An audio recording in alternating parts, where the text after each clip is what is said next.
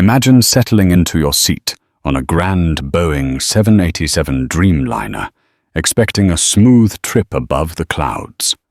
The hum of the engine lulls you into a sense of security until everything takes a sharp, dramatic turn. A young, pregnant teenager, nervous alone and visibly exhausted, asks politely for a small courtesy, a blanket to keep herself warm. The flight attendant's dismissive refusal sends ripples of shock through the cabin. Tension thickens. Whispers abound.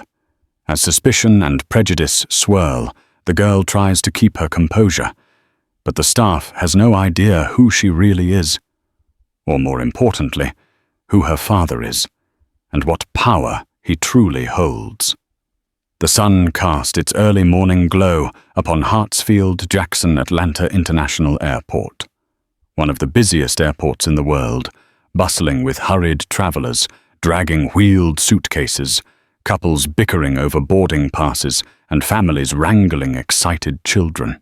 Among these crowds was 17-year-old Danielle Taylor, a soft-spoken young woman with dark, worried eyes and a petite, pregnant belly just beginning to show. She had arrived at the airport extra early, following her father's waffle instructions. Danielle wore a simple grey maternity dress under an oversized cardigan, having forsaken any sense of style for comfort. She rubbed her belly absently as she made her way through the terminal. Everything about the trip felt surreal. Over her shoulder she carried a small backpack with her travel essentials phone wallet, a beat-up novel and some prenatal vitamins. At her father's gentle insistence, she was flying first class, a treat that felt both intimidating and luxurious for someone who typically tried to blend into the background. The flight was Delta Airlines Flight 492, a route from Atlanta to Los Angeles. Her father had requested she come visit him in LA for a routine checkup with a specialist wanting the best medical care money could buy. But Danielle felt uneasy about it. She was used to living a relatively normal life with her mother in Atlanta. The father, Donovan Taylor, was a mysterious figure in her life, traveling globally for business and sending extravagant gifts, but never quite explaining the depths of his fortune. Over the years, Danielle had gathered pieces of who her father was: an entrepreneur, an investor, and perhaps a silent partner in several ventures. She knew he was wealthy, but to what extent she had never fully understood. She arrived at the gate, ignoring the curious stares of strangers who sometimes glanced at her young face, her bulging abdomen, or her braided hair. Her teenage pregnancy attracted attention, and the awareness of how the world perceived her made her shrink a little. She tried to focus on her father's voice in her head. "Keep your shoulders back. Look them in the eye. You are worthy." Boarding began soon after, and Danielle was among the first passengers called for the premium cabins. A middle-aged gate agent gave her a once-over, pursed her lips, but said nothing as she scanned the ticket. Then, with forced politeness, "Thank you, Miss Taylor. Enjoy your flight." Danielle offered a shy smile and proceeded down the jet bridge. Entering the cabin, she was struck by the plush seats, each with ample legroom, large screens, and fluffy pillows. She felt out of place, but also slightly reassured by the comfort.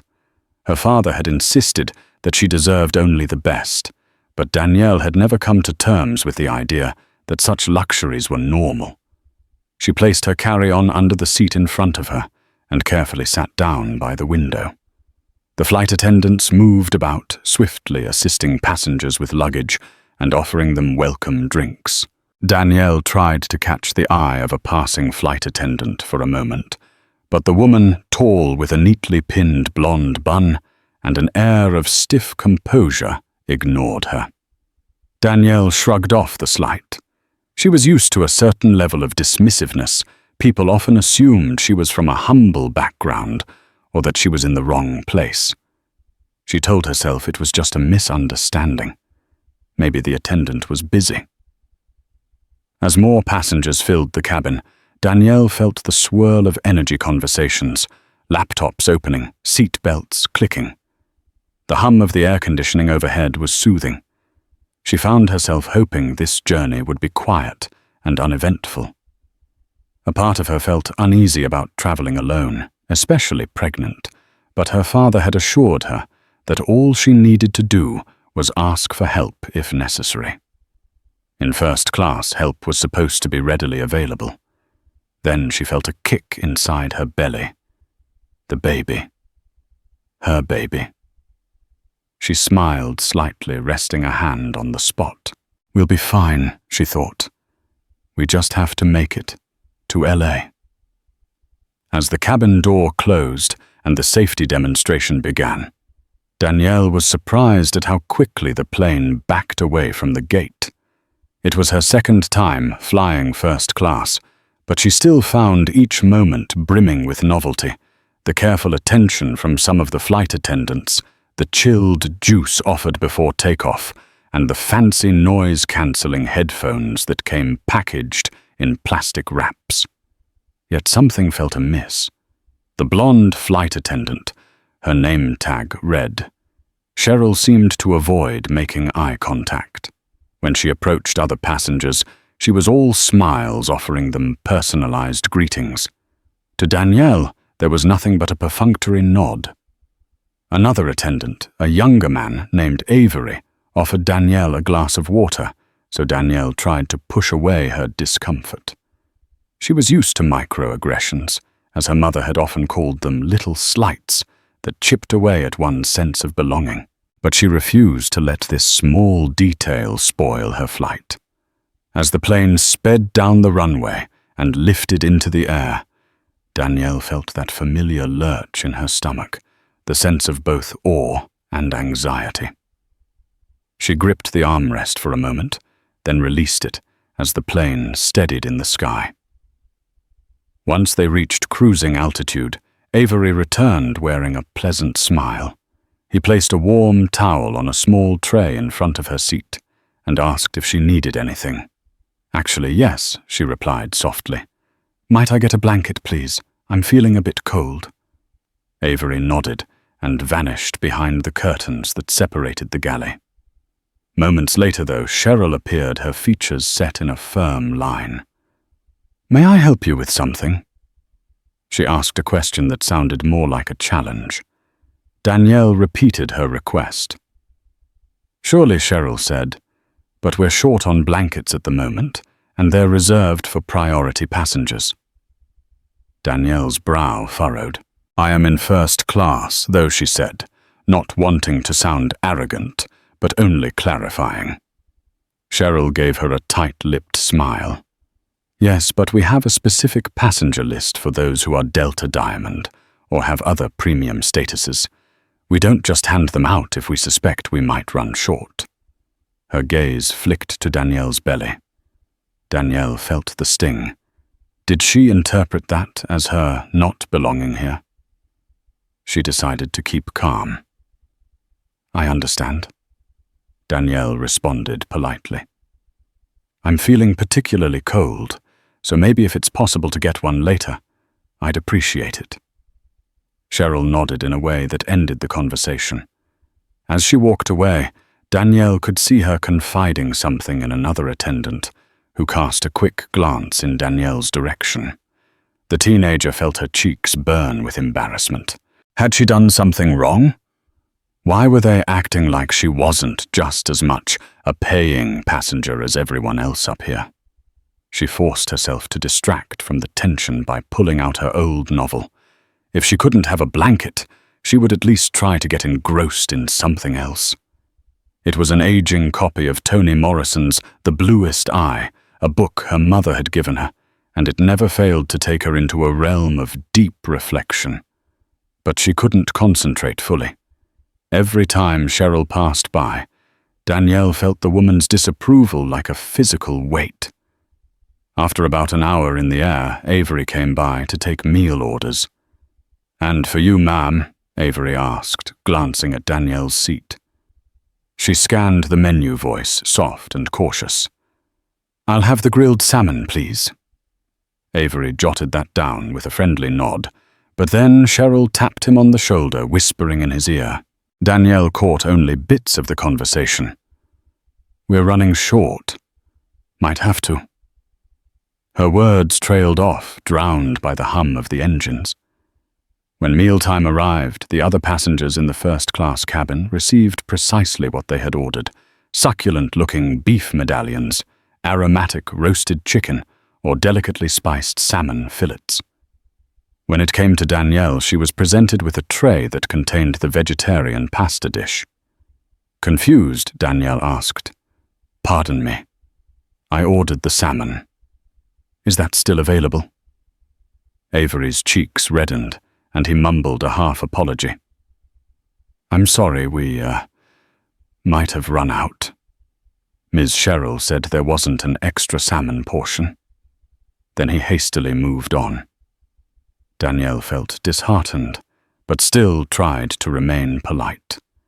Perhaps the airline truly did run short.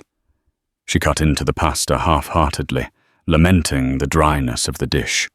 It was as if each small indignity stacked atop the previous one. She attempted to remain calm, telling herself that it wasn't worth making a scene. Still, her father had told her to stand up for herself. But does it really matter about a piece of fish, she wondered. The bigger question was, why was she being treated differently? After her lackluster meal, Danielle's stomach churned with a mix of hunger and anxiety. The baby inside her reacted, prompting her to rub gentle circles against her belly. Nearby passengers began to notice the tension. A few shot disapproving glances at Cheryl when they realized Danielle was the only one not offered certain amenities, like the warm cookie that seemed to float around to other passengers after lunch. A kindly older woman across the aisle spoke up. "Excuse me, dear. Didn't you get a cookie?" Danielle simply shook her head with a polite but uncomfortable smile. She tried to wave off the concern. Sensing the atmosphere, Avery approached Danielle again. He tried to make it right by offering her a new drink and apologizing for the mix-up. "I'm sorry for all this. We've had some supply issues," he said, an apology that sounded half sincere and half coached. Danielle nodded, not wanting to get Avery in trouble. She sensed that Cheryl was the real source of the problem, but she didn't have the energy to fight a battle on an airplane. She wanted more than anything just to reach LA peacefully. The plane cruised smoothly for another hour. Danielle went back to reading, though her mind drifted. She worried about her upcoming doctor's appointment. She wondered if her father would be waiting at the airport, or if he'd just send a driver. She also thought about her mother back home, hoping she was okay, telling herself this was all for the baby's future. The tension simmered beneath the surface, but she tried to ignore it. Eventually, she felt a chill creep up her legs again. Pressing the call button, she waited. Avery stepped over. She whispered, "I'm really cold. Do you think I can get that blanket? Now. My father said I need to keep warm for the baby's sake." Avery seemed genuinely sympathetic. "I'll go check," he promised. Not 2 minutes later, Cheryl stormed up the aisle, face tight with annoyance. She leaned down, her voice barely controlled. "You can't keep asking for special treatment. We've already told you about the blanket situation." Danielle's eyes watered. She felt singled out.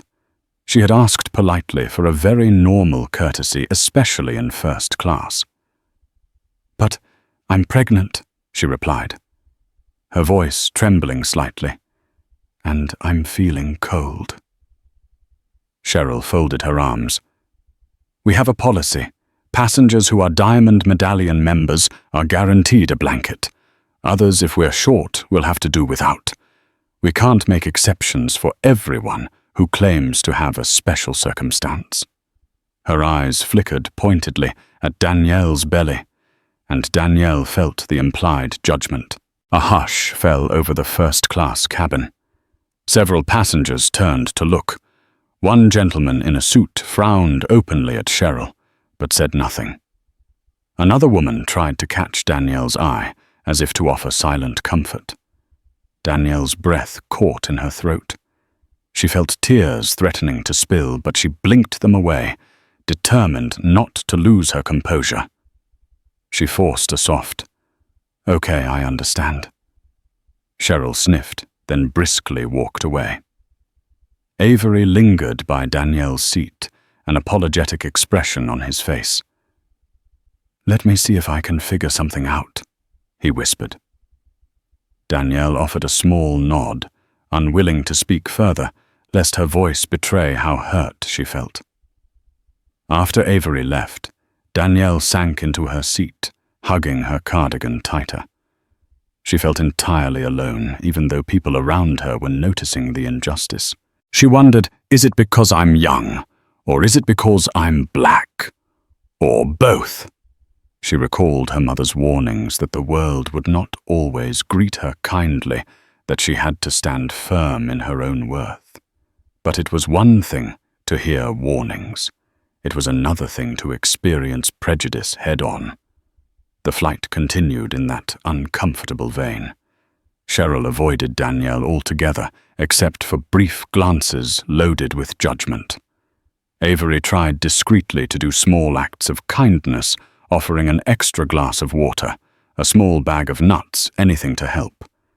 But it didn't change the fact that Danielle felt unwelcome. As the flight progressed, the tension seemed to ripple beyond Danielle's seat. The older woman across the aisle, who identified herself as Mrs. Clark, leaned over to Danielle. "Honey," she whispered, "I'm so sorry for the way that attendant is treating you. It's not right." Danielle tried to reassure her. "It's okay, ma'am. Thank you." But a single tear escaped down her cheek, betraying the truth of how not okay it really was. Danielle turned to the window, gazing at the clouds below, trying to steady her breath. She reminded herself that she would see her father soon. Somehow everything would work out. If only I could make it through this flight. In Los Angeles, Donovan Taylor paced across the tarmac of a private aviation hangar at LAX, flanked by his assistant Carla and his corporate lawyer, David. Donovan was a tall man in his mid-40s, impeccably dressed in a custom-tailored suit. He glanced at his watch. Danielle's flight would land soon. But he also had urgent business matters brewing. A major announcement was pending. Donovan had quietly become the largest shareholder in a consortium that had just acquired a significant portion of Delta Airlines' stakes. The final paperwork was signed a day ago. In essence, Donovan now had considerable influence within the airline, though the public was still in the dark about his identity or the extent of his holdings. He had initially insisted Danielle fly privately. He owned a sleek Gulfstream G650 for such occasions. However, Danielle had demurred, not wanting to seem too privileged or to raise more questions among her peers at school. She also felt slightly uncomfortable taking private jets, while her mother lived a modest life back in Atlanta. So Donovan respected her choice, albeit with reluctance, and arranged for her first-class ticket. He had quietly instructed the airline's VIP services to ensure her every comfort. The last message he'd received from the Delta liaison was that everything was set for a smooth, pleasant flight.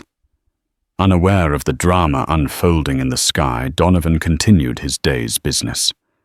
Carla, a petite and efficient woman in a neat blazer, stepped up. "Sir, I have the final contract from the corporate team. They want your signature before the news goes public." Donovan accepted the papers and scanned them. "Everything looks in order." Carla nodded.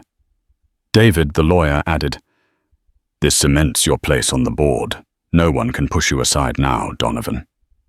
He nodded, but there was a flicker of concern in his eyes. "I only want enough influence to ensure that standards remain high," he said. "Service is everything. If I'm investing in an airline, I want the best treatment for every passenger, especially those who might need extra care." Donovan's mind drifted to Danielle. She was young, pregnant, and traveling alone. His paternal instincts told him to protect her, to ensure no one ever looked down on her because of the circumstances of her birth or the color of her skin. Handing back the signed paperwork, Donovan exhaled. "I want regular updates from the airline's operations. If there's any dissatisfaction from passengers, I want to know." Carla nodded vigorously. "Of course, sir." Moments later, a buzz from Carla's phone indicated Danielle's flight was on time. Donovan's face softened. Excitement replaced his businesslike demeanor. "Great. Let's head to the arrivals area," he said. "I don't want Danielle waiting around. We'll bring her here to the hangar, and from there, we'll head to the doctor." Back on the plane, turbulence rattled the cabin, causing a few gasps from passengers. Danielle clutched her armrest, feeling queasy. She pressed the call button again, hoping for some ginger ale or assistance. This time she braced herself, worried that Cheryl would be the one to respond. To her relief, Avery appeared a kind expression on his face. "Rough patch of air," he said, trying to reassure her. "Would you like some ginger ale or crackers?" "Yes, please," Danielle replied softly. She watched as Avery disappeared behind the curtain. As she waited, she overheard whispers from the row behind her. "She's so young," one voice said. Another replied, "The flight attendant is being rude. She asked for a blanket for crying out loud." Danielle swallowed hard, wishing she could vanish into the seat. Avery returned with a cup of ginger ale and an unopened pack of crackers. "Let me know if you need anything else," he said, handing them over. "Actually, is it possible to get a pillow? At least?" Danielle asked, still chilled. Avery glanced over his shoulder as if worried about being caught. "I'll see what I can do," he said quietly. A few minutes later, he came back with a pillow, placing it discreetly on Danielle's lap. "Don't let Cheryl see," he whispered, half joking, half serious. Danielle forced a smile in gratitude. The rest of the flight was a roller coaster of discomfort, both emotional and physical. Each time Cheryl passed by, Danielle felt the woman's hostility. She tried to ignore it, focusing on the positive. At least Avery was kind, and at least the flight would end soon. She also sensed some passengers in first class, taking pity on her, shooting her sympathetic glances. One man offered to let her have his blanket, but Cheryl intervened with a firm, "No, sir. That's your personal item for the flight." Danielle appreciated the offer, though, and the silent solidarity of some around her lifted her spirits, if only slightly. In the final hour of the flight, a small piece of Danielle's father's plan began to unfold. The pilot's voice crackled over the intercom. "Ladies and gentlemen, this is Captain Tom Henderson. We hope you've enjoyed your flight with Delta. A quick note of appreciation. We have a special passenger in first class today, although the details are hush-hush. We're celebrating a new partnership that will bring great improvements to our airline in the near future. We can't say much yet, but we want to extend a very warm welcome to the family member of someone who's done a lot for us behind the scenes." Danielle felt her pulse quicken. Was that about me? She recalled how her father had hinted he had some arrangement with Delta. But Cheryl's expression was sour, as if she suspected the announcement might concern the young woman she'd been slighting. Danielle, however, didn't want to presume. She sipped her ginger ale, anxiously awaiting the landing. When the wheels touched down at LAX, Danielle released a shaky breath she'd been holding. She was desperate to escape the confined space where she had felt so belittled. As the plane taxied to the gate, Cheryl made one final pass through the aisle with the seatbelt checks. She paused near Danielle, giving her a tight smile. "I trust you had a pleasant flight," she said, the sarcasm dripping so thick that Danielle almost shivered. Avery, close behind, looked mortified, but couldn't intervene. Danielle opened her mouth, but no words came out. Instead, she just nodded, not wanting to escalate matters. The plane docked at the jet bridge, and the seatbelt sign switched off. As soon as the door opened, a few eager passengers stood up to retrieve their belongings. First class usually deplaned first, so Danielle tried to gather her backpack quickly. Her hands trembled, a combination of relief and lingering frustration. She was about to step into the aisle when she heard a calm voice from behind. "Let's just wait for the crowd to clear a bit, dear." It was Mrs. Clark, the older woman, who had shown concern. Danielle nodded, grateful for the guidance. Cheryl was at the front of the cabin, bidding goodbye to departing passengers. When Danielle approached, the flight attendant turned her body slightly, barely acknowledging her. It wasn't until Mrs. Clark cleared her throat pointedly that Cheryl offered a forced, "Take care" to Danielle. Still, it was a last humiliating stab. Danielle averted her eyes and stepped out into the jet bridge. As she emerged into the terminal, the swirl of travelers, gate agents, and overhead announcements felt overwhelming. Then she saw a sign with her name on it. Danielle Taylor. A tall, suited man held it, accompanied by an airport liaison wearing a Delta badge. The suited man introduced himself as James, her father's personal driver. "Miss Taylor," he greeted, a warm smile crossing his face. "Your father's waiting for you at a private terminal. Please come this way." The Delta liaison looked flustered, as though unsure how to handle a VIP scenario that had not been fully briefed to the gate staff. Cheryl, who had exited the plane behind them to speak with the gate agent, looked on with a puzzled expression. Mrs. Clark, passing by, gave a tight nod to Danielle, as if to say, "You see, everything will work out." Danielle mustered a small smile and followed James. On the walk through the corridor, Danielle's mind raced. She couldn't wait to tell her father about Cheryl's behavior, but at the same time, she didn't want to sound like she was complaining. Her father had raised her to be strong, to pick her battles. Then again, this had been so blatantly unfair. A few minutes later, Danielle found herself in a sleek black SUV, heading toward a private hangar on the other side of the airport. She noticed the cluster of private jets and well-dressed pilots walking around. She felt a twinge of guilt. This is such a different world. She consoled herself, though, that her father just wanted the best for her and the baby. She was escorted into a well-lit private lounge, and there he was, Donovan Taylor, standing at the window, phone in hand. When he turned and saw his daughter, his face broke into a broad smile. He strode across the room and enveloped her in a gentle hug, mindful of her pregnancy. "My sweet girl," he murmured. "How are you? How was your flight?" Danielle leaned into him suddenly, fighting back tears. "It's good to see you, Dad," she whispered. "The flight was interesting." Donovan pulled back, searching her eyes. "What happened? Did you feel okay?" Before Danielle could answer, Carla stepped in. "Sir, I've arranged for the car to take you both straight to Dr. Green's office once you're ready." Donovan nodded. "Thank you, Carla." He then led Danielle to a plush couch, guiding her gently by the shoulders. "Tell me everything he said. I want to make sure you're okay." Danielle began to recount her experience, from asking for a blanket to the repeated refusals and the humiliations.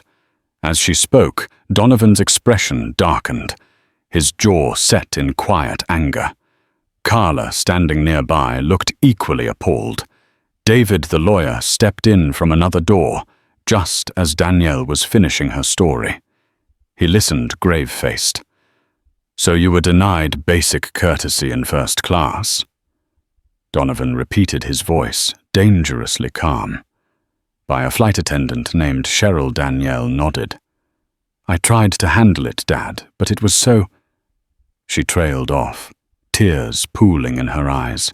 Donovan placed a reassuring hand on her shoulder. You did nothing wrong, he said firmly. This is unacceptable. Absolutely unacceptable. Carla cleared her throat. Sir, what would you like to do? Donovan stood up, radiating a quiet fury. For now, let's get Danielle to her doctor's appointment.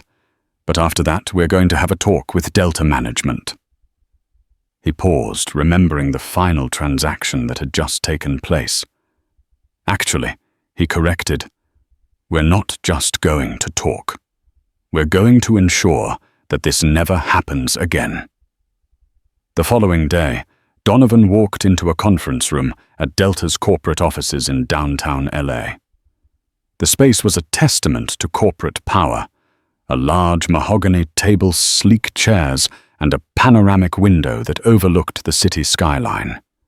Danielle, meanwhile, rested at Donovan's mansion in Beverly Hills, recovering from the emotional stress of the previous day and waiting for test results from her doctor. Seated around the conference table were several high-level executives, including the airline's CEO, Marjorie Caldwell, and a few vice presidents. They all rose respectfully when Donovan entered, accompanied by Carla and David. Until recently, none of them had met Donovan in person. They only knew of him as the mystery investor who had orchestrated a quiet but massive buy-in. Now, by holding the largest individual stake, Donovan was a major power broker in the airline. Marjorie, a composed woman in her early 50s, extended her hand. Mr. Taylor, it's a pleasure to finally meet you. We appreciate the confidence you've shown in Delta Airlines. Donovan returned the handshake, though his expression was cordial but grim. I'm here because I have an issue that needs urgent addressing, he said, taking a seat at the head of the table. The executives settled in, exchanging curious glances. Donovan wasted no time recounting in measured detail Danielle's experience.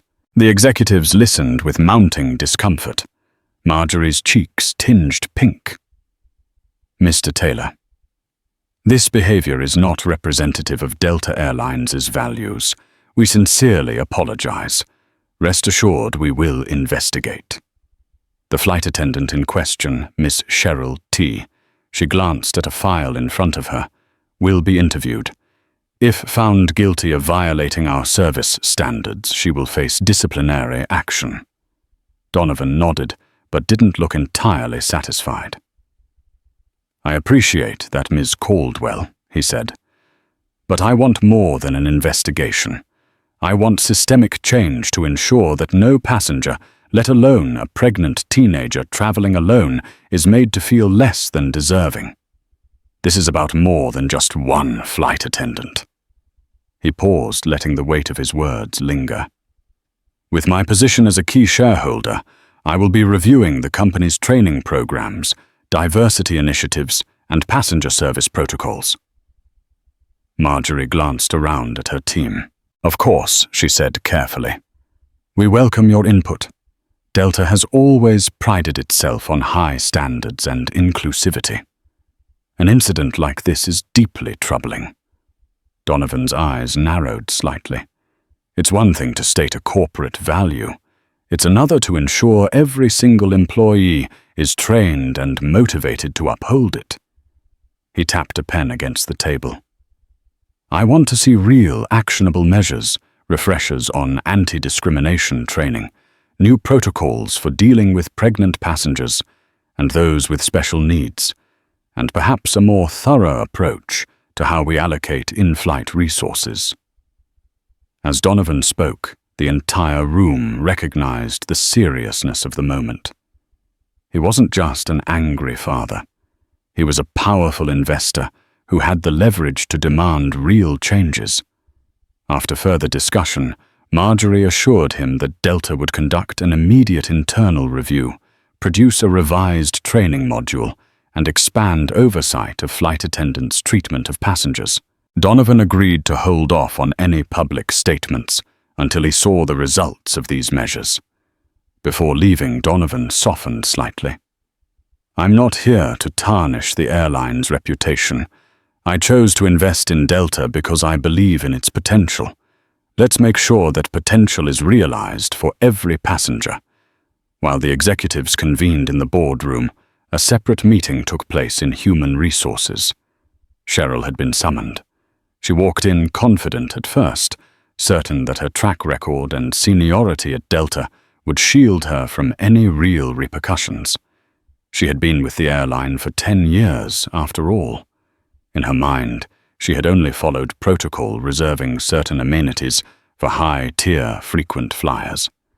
But an HR manager flanked by a union representative laid out the complaints, multiple accounts from first-class passengers who witnessed her refusal to offer Danielle the same courtesies provided to others. Additionally, Avery had submitted an internal statement describing Cheryl's hostility. Cheryl's face paled as she realized the weight of the accusations. This teenage passenger is apparently the daughter of a major investor, the HR manager said. But that's beside the point.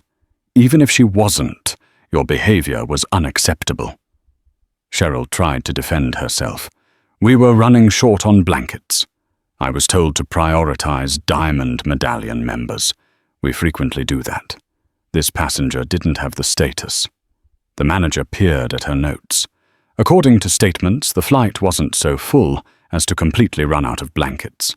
Additionally, your manner toward the passenger was described as hostile and discriminatory. She was a pregnant minor, traveling alone, specifically asking for warmth and comfort. Why didn't you at least try to find a solution or show empathy? Cheryl's eyes narrowed. She glanced at the union rep who gave her a warning look. "I was just doing my job. I treated her like any other passenger without special status." The manager's gaze hardened. "You singled her out from everything we've heard. Other passengers who also didn't have Diamond Medallion status received blankets. One even offered his blanket to Danielle, and you intervened to stop him from giving it to her. Can you explain that?" Caught in her own lie. Cheryl fumbled. "Look, maybe I was having a bad day, but this is being blown out of proportion." The passenger didn't complain until she told her father. The manager cut in, finishing the sentence. "And yes, now it's a very big deal, because not only did this reveal a serious lapse in customer service, but it also reeks of prejudice. We can't have that." The union rep placed a hand on Cheryl's arm. "I suggest we request a suspension pending a full investigation," he said softly, trying to de-escalate the situation. Cheryl shot him an incredulous look. "Suspension? For refusing a blanket? This is insane." But she sensed the walls closing in. The manager nodded. "You're on administrative leave for now. We'll be in touch with further instructions. I recommend you cooperate fully, or this could escalate to termination." Cheryl stood, face flushed with anger. But she also felt fear gnawing at her. She'd taken her position for granted, often bending the rules as she saw fit. She never imagined it would lead to such a crisis. "Fine," she snapped, stalking out of the office. As she walked away, her thoughts churned. "This can't be happening. I'll fight it." Little did she know the karma she had sown was only just beginning to sprout. Meanwhile, at Donovan's sprawling Beverly Hills estate, a modern mansion with floor-to-ceiling windows overlooking a lush garden, Danielle lounged in a plush recliner in one of the guest suites. After a thorough checkup, Dr. Green had assured her that everything with the pregnancy seemed fine, though stress was certainly not ideal. Danielle tried to unwind, sipping herbal tea Carla had brought her. She replayed the flight's events in her mind. She felt a swirl of emotions, anger, hurt disbelief, and a tinge of guilt. She knew some people would say, "At least you're lucky enough to fly first class." But that didn't excuse the discrimination she faced. For the millionth time, she wondered if it was about her being black or pregnant, or simply because Cheryl decided she didn't look like she belonged there. Her father appeared in the doorway, wearing a casual polo and slacks. He offered a gentle smile. "How are you feeling, Princess?" he asked, using the old nickname he'd given her years ago. She motioned for him to come in. "Better," she said. "I still feel angry. Is that normal?" Donovan nodded, pulling up a chair. "Very normal. You were mistreated. It's okay to feel angry." He took her hand. "But I promise you I'm not letting this go. The airline is going to make changes. This is about more than one flight." Danielle studied her father's serious expression. "You're not overreacting, right? I mean, people have bad days and flight attendants get stressed." Donovan's eyes flickered with determination. "Don't you apologize for her. It's not okay. We need accountability." He sighed, seeing her discomfort. "But we'll handle it in a way that brings positive change, not just punishment. Ultimately, I want people like Cheryl to understand that kindness and respect are mandatory in this industry." She felt a surge of gratitude for her father's protectiveness. "Thank you," she murmured, "for everything. I sometimes forget how busy you are, and yet you drop everything to be here for me." He brushed a hand over her braids. "You and the baby are my priority," he said. "No question about it." As the day wore on, Danielle rested binge-watching some of her favorite shows and caught up with her father about his life. She learned he wasn't just wealthy. He was one of the major shareholders in a broad portfolio of companies. But she saw a side of him that the world rarely saw, the gentle father who fussed over her, who remembered the little details of her childhood. Despite their physical distance, he clearly cherished her. And now, more than ever, she felt that love tangibly. 2 days later, a whirlwind of media activity hit Delta Airlines. An internal memo leaked, revealing that a significant shareholder rumored to be Donovan Taylor was outraged about the mistreatment of his pregnant daughter on a recent flight. Journalists picked up the story, fueling speculation that major shakeups in Delta's management were coming. The company scrambled to do damage control, issuing a public statement that they take all complaints seriously and do not tolerate discrimination of any kind. On social media, hashtags started trending, #BlanketGate and #DeltaDaughter. Thousands of users weighed in with their own airline horror stories. Some directed outrage at Delta calling for better training. Others tried to downplay the incident, accusing Danielle of being entitled. But many voices sympathized, pointing out that a pregnant teenage girl, especially a woman of color, deserved compassion and courtesy. Donovan from his LA office monitored the situation with measured composure. "I didn't intend for this to become a public spectacle," he told Carla and David. "But now that it is, we have to use it as a catalyst for something better." Carla nodded. "The best approach might be to issue a statement from your side clarifying the facts and emphasizing the need for systemic improvement." David agreed. "We can't let the narrative spiral out of control. The media is fixated on the drama they want a villain. Right now, it's that flight attendant." Donovan exhaled. He didn't particularly relish ruining Cheryl's life, but accountability was necessary.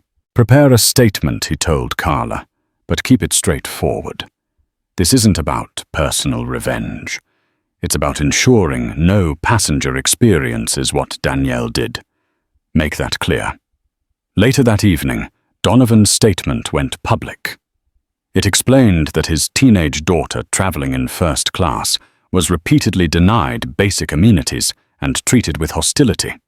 It clarified that this wasn't an isolated problem, but indicative of a larger issue in how airlines train staff to recognize and address unconscious bias. The statement concluded with a call for respect, empathy, and better protocols across the entire aviation industry. Cheryl found herself at the center of an unexpected maelstrom. As the media dug deeper, they identified her by name. She woke up one morning to a barrage of hateful messages on her social media accounts. Anonymous profiles hurled insults at her, calling her racist, heartless, and more. Her phone wouldn't stop buzzing with notifications. Old acquaintances reached out, demanding explanations. Some posted screenshots of her earlier online comments, ones that revealed questionable attitudes. Her world began to collapse. Her suspension from Delta turned into a formal termination. In a letter delivered via courier, the airline stated that after reviewing passenger statements, crew statements, and internal policies, they found her actions inexcusable. She lost her job and the travel privileges that came with it. Enraged, Cheryl threatened to sue Delta for wrongful termination, but her union rep reminded her that the evidence was stacked against her. Multiple passengers corroborated the same story, and her attempts to justify her behavior were weak. Desperate, she contacted a tabloid, hoping to sell her story. But they only published a scathing article, painting her as the villain. Her name and photo circulated widely. Job prospects evaporated. Even smaller airlines, upon hearing her name and seeing the negative press, refused to interview her. The union quietly distanced itself, issuing a statement that they do not condone discrimination. For Cheryl, it felt like the entire world had turned against her. Rumors surfaced that she'd had prior complaints from other passengers, unrelated allegations of poor service or rudeness mostly, but nothing too severe until now. Those complaints, previously buried in HR files, came to light, reinforcing the narrative that she had a pattern of unprofessional behavior. Cheryl found herself isolated with few friends defending her. In the eyes of the public, she had become a cautionary tale of how prejudice and blatant cruelty could ruin a career overnight. In the weeks that followed, Danielle's story became somewhat of an inspirational footnote in a much larger conversation. Her father's influence led to Delta announcing a new wave of employee training, focusing on empathy, cultural sensitivity, and non-discrimination. Other airlines watched nervously, wondering if they too would face a reckoning if similar complaints surfaced. For Danielle, life took on a new rhythm. She stayed in LA longer than expected, allowing Donovan to be involved in her prenatal journey. She attended specialized prenatal classes.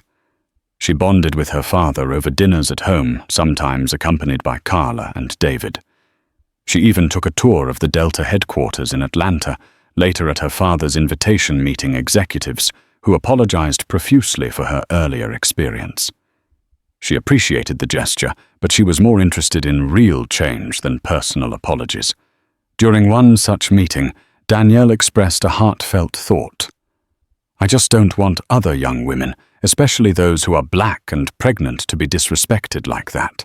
Traveling is already stressful enough." Those words resonated with the Delta leadership, and they invited Danielle to speak at a company-wide conference about customer care.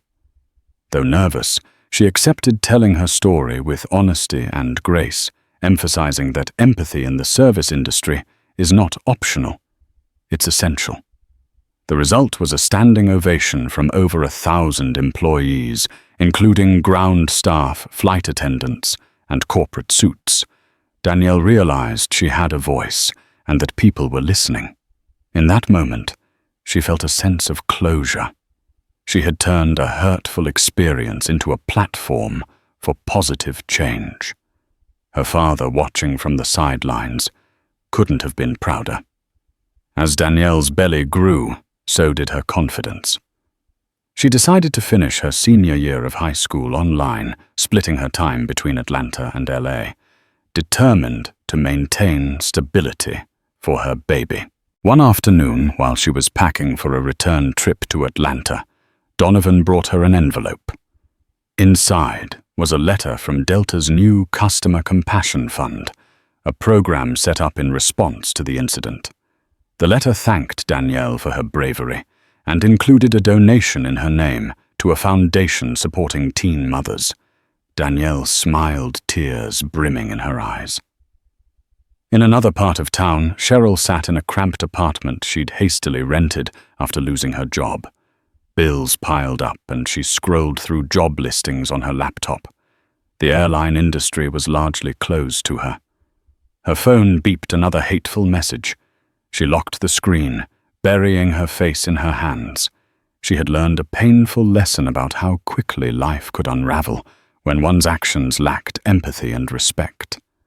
Although Cheryl harbored bitterness, she was forced to do some soul-searching. Slowly, she began volunteering at a local community center, hoping to rehabilitate her image and find a sense of purpose. Some days she resented the volunteer work, wishing she were back on international flights enjoying travel perks. But something else began to stir within her, a recognition of her own biases and the harm they caused. Whether she could truly atone remained to be seen, but her fall from grace was undeniable. When Danielle finally decided to return to Atlanta for a family gathering before the baby was born, Donovan arranged her flight once again in first class. But this time, something was different. Before she even boarded, a Delta representative greeted her personally, escorting her through security and ensuring every comfort was provided. It felt like an overcorrection, yet Danielle couldn't help but appreciate the extra care. She noticed a different energy among the flight attendants. Two warmer smiles, genuine offers of help, and subtle reminders that someone was always there if she needed anything. Mid-flight, the lead flight attendant approached Danielle with a soft blanket and a pillow, saying, "Ms. Taylor, we want you to be as comfortable as possible. Let us know if you need anything else."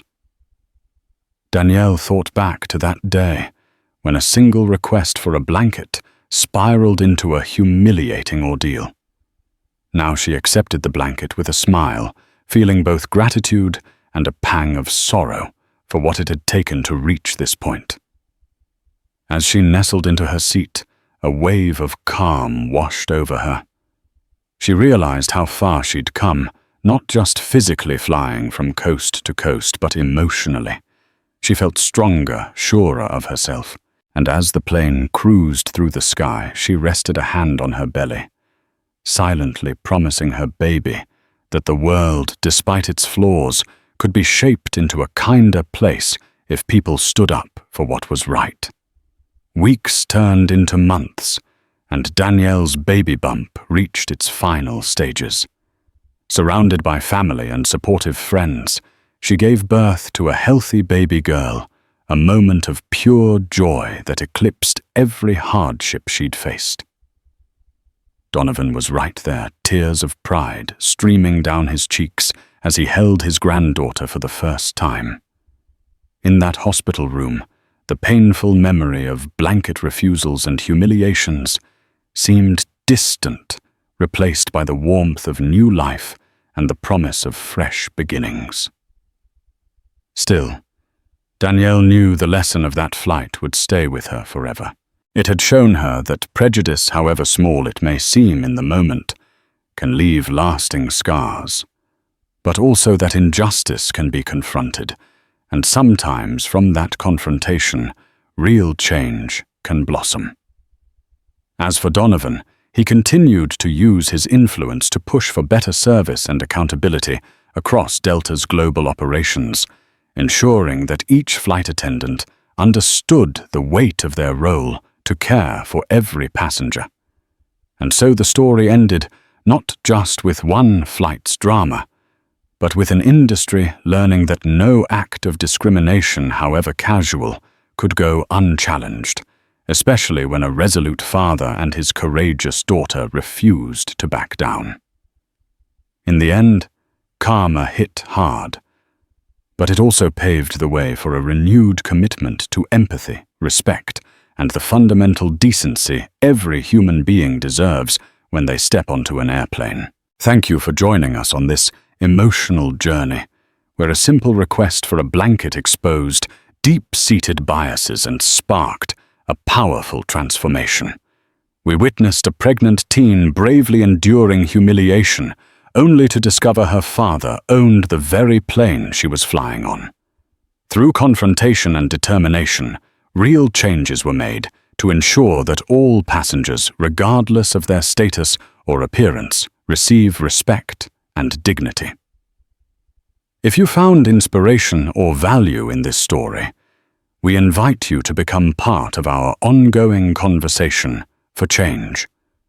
Like this video, share it with friends or family who need a reminder that standing up against injustice can make a real difference, and subscribe for more stories that shine a light on both the best and worst in human nature. Together we can help create a world where kindness prevails and no one is ever denied a blanket again.